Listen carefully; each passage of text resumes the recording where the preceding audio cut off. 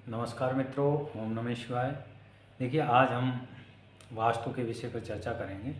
कई मकान ऐसे देखे जाते हैं कि उनमें खूब वास्तुविद से और वास्तु के अनुसार मकान बनाया जाता है, और फिर भी उसमें जैसे ही उस घर में हम उसका उपयोग करते हैं, उसमें निवास करते हैं, तो धीरे धीरे कई तरह की गंभीर समस्याएं उत्पन्न होना शुरू हो जाती है। और ये एक बहुत ही विचारणीय विषय हो जाता है कि वास्तु के हिसाब से बनाया गया है, परफेक्ट वास्तु के हिसाब से, फिर भी क्यों समस्या। देखिए, ज़रूरी नहीं है कि पहली बात तो किसी भी समस्या के लिए एक कारण नहीं होता। उसका वास्तु, उसकी कुंडली, उसके नाम, उसके मोबाइल नंबर, मैं हमेशा कहता रहता हूँ, इन सब को देखना ज़रूरी होता है।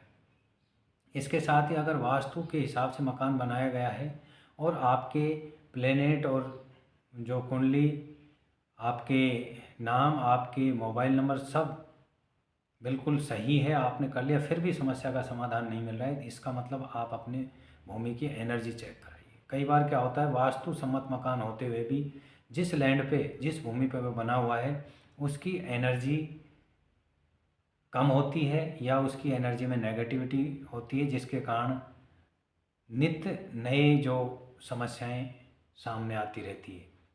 और ये विषय विचारणीय हो जाता है कि वास्तु सम्मत बना हुआ है मकान, फिर भी क्यों आता है। तो इसके लिए आपको भूमि की एनर्जी को बढ़ाने के उपाय करने होंगे।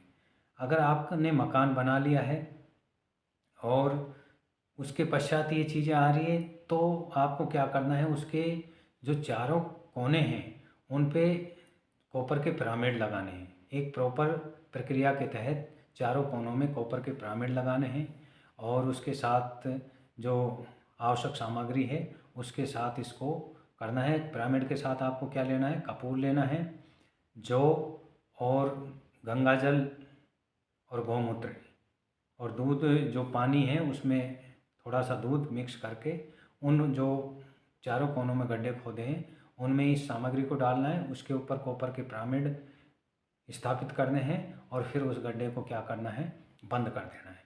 देखिए, ये एक प्राथमिक उपचार है। इसके अलावा भी भूमि शुद्धिकरण की जो एडवांस प्रक्रिया है वो भी रहती है। तो काफ़ी